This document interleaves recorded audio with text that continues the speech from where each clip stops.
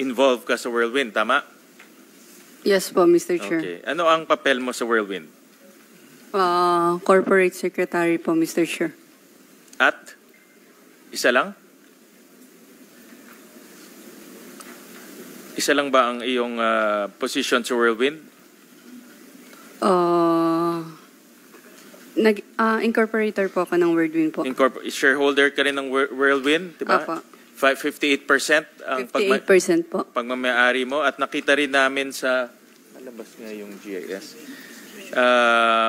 Sa latest GIS, ikaw ay treasurer ng Whirlwind. So dalawa position mo, concurrent ka, corporate secretary at treasurer. Opo. Tama? Okay. Huwag ka magsinungaling dahil meron kaming records. Ano ang responsibilidad ng corporate secretary?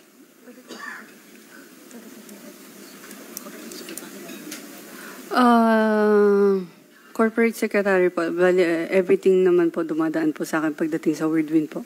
Hindi, anong responsibilidad ng isang corporate secretary? Basta po like every documents naman po dumadaan. So lahat ng dokumento dumadaan sa iyo. Pag Whirlwind po, opo. Pag Whirlwind. Okay. So lahat ng dokumento corporate papers dumadaan sa iyo. So walang dokumentong hindi dadaan sa iyo o walang dokumentong hindi lalabas ng hindi dadaan sa iyo.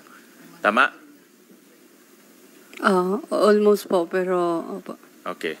At kailan ka sumali sa Whirlwind? Mr. Chair, regarding sa Whirlwind po, I invoke my right against self-incrimination. May kaso na po kasi sa... Saan yung kaso? AMLAC po. AMLAC may kaso ba? Sa alam ko, Attorney wala pang Arpon. napafile eh. Money laundering po, Mr. Chair. Attorney Arpon. Good afternoon po, Your Honor. May na-file po kami na money laundering complaint po. Kasama po si Ms. Alice Guo in relation to the Bamban case, Your Honor. That is Banban case, correct? That's right, Your Honor. And that's why mamaya pupunta ako sa Whirlwind and Lucky South. May na-file na ba insofar as Whirlwind is concerned? Your Honor, yung investigation has been concluded. The papers is now being routed to the council members But for the filing of bank inquiry and freeze order. Yeah, may na-file na ba na case? For now, at this point, sa Whirlwind? So Whirlwind, insofar as Ms. Casiong is concerned, yes, but that is in relation to the Bamban. But sa Whirlwind, Your Honor, yung sa investigation report namin for bank inquiry and freeze, it's being routed to the council, and we're seeing that a bank inquiry and freeze will be filed this week or next week, sir. But today, no case has been filed insofar as Whirlwind and Lucky South is concerned. None at this point, Your Honor. Correct. So there's nothing to invoke because there's no case. Mr. Chair, I think under investigation po yata siya. Yeah, pero wala namang case. So anong invoke mo? Pag bukas sinabi nila hindi na nila ifa-file dahil makita nila defective, and then wala ka ng case.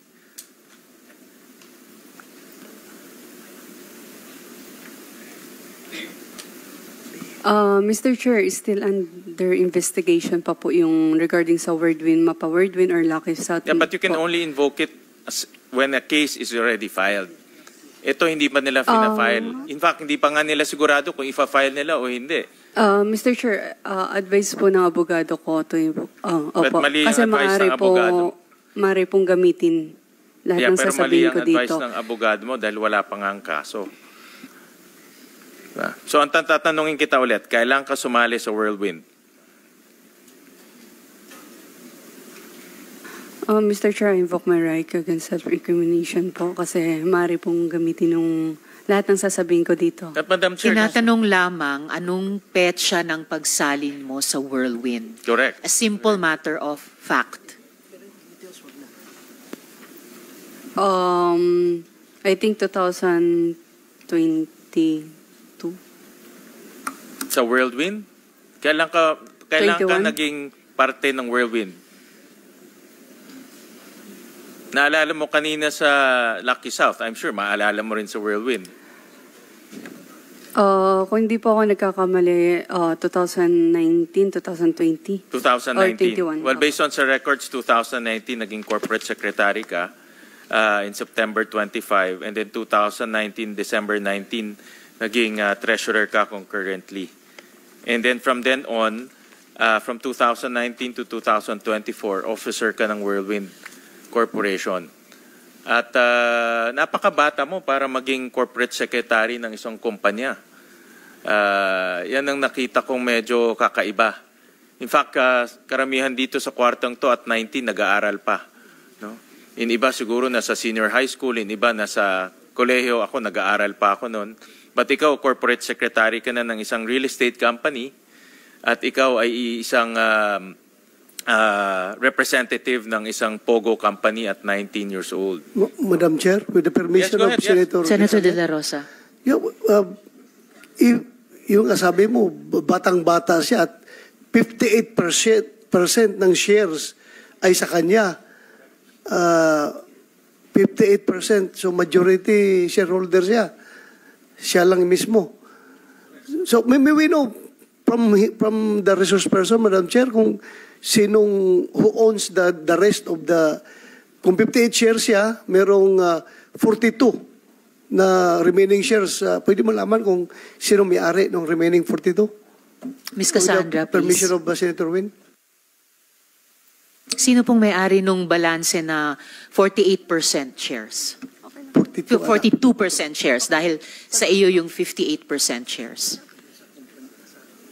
I-check ko lang po sa SEC po, Mr. Chair. Can you give us the answer during this hearing? Kasi baka may follow-up questions ang mga colleagues ko. Thank you, Madam Chair. Thank you, Sige Senator po, Win. try ko Thank po, you. Mr. Chair. Thank you. Thank you, Senator De La Rosa. No, you don't have to try, Ms. Cassandra. Again, matter of fact. Itanong nyo lang sa SEC and then pakisagot yung tanong ni Senator De La Rosa. Well, Senator Sherwin. thank you, Madam Chair. Well, dito sa records namin, yung remaining is isang nangangalang Daniel Salcedo, Duan Ren Wu, Chona Alejandre, Xiang Tan, at Jinggu. Ito yung, if I'm not mistaken, the remaining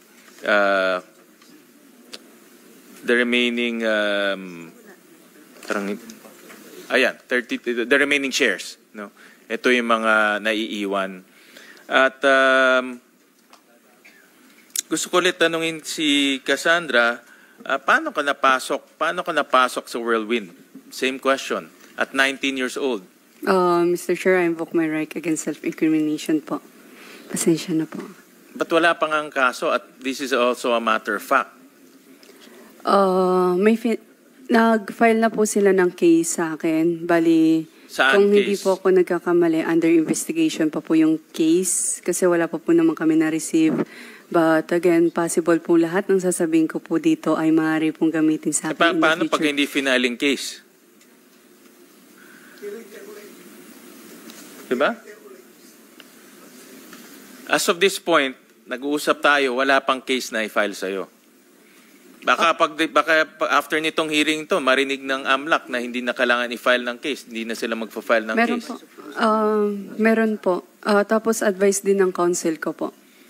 Mr. Chair. Ako Madam Chair, hindi ka tanggap-tanggap dahil may limitation rin ang invoking your right against self-incrimination. Hindi mo pwedeng magamit to sa lahat, lalo na kung wala ka pang kaso.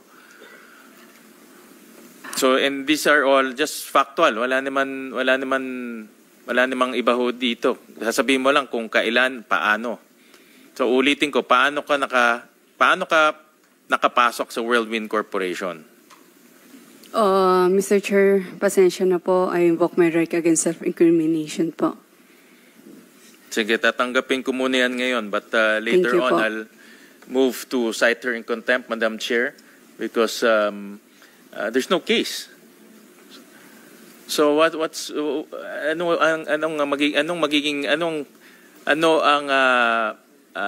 ang mag-incriminate sa kanya kung wala namang kaso?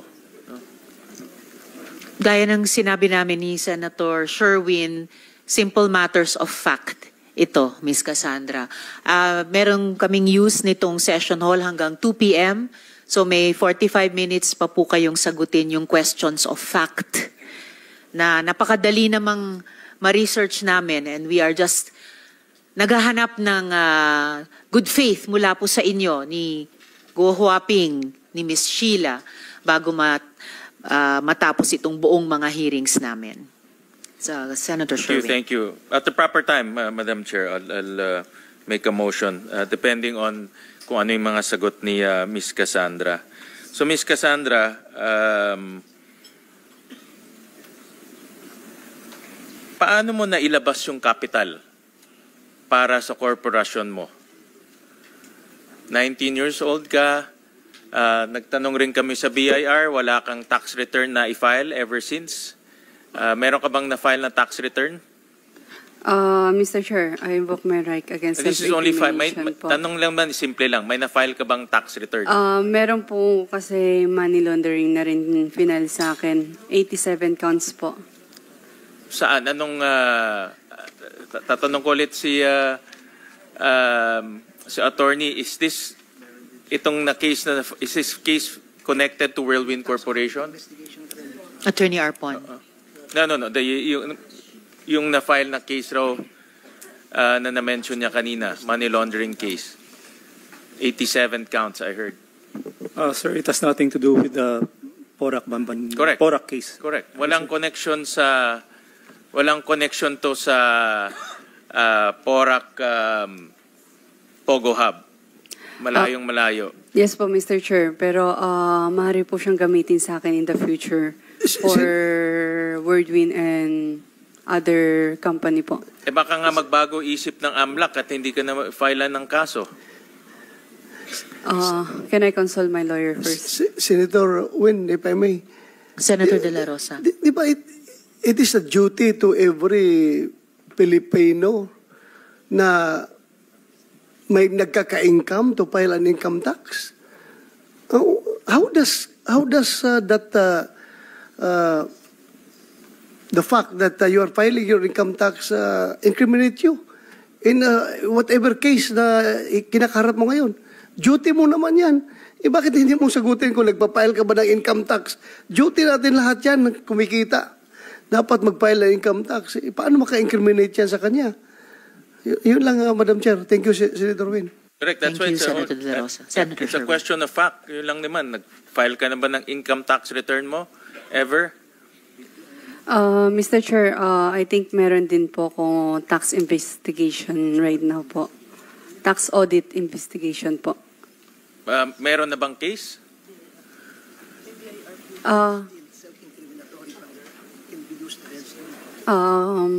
Wala pa po naman final pero still can use against me po. Wala pa naman na-file sa'yo eh. Wala pa naman na-file sa'yo. Wait lang po, Mr. Chair. Tanongin ko lang po lawyer ko. Consultahin Sabi mo ko. sa amin kung ano yung kaso. Okay pa. Ano.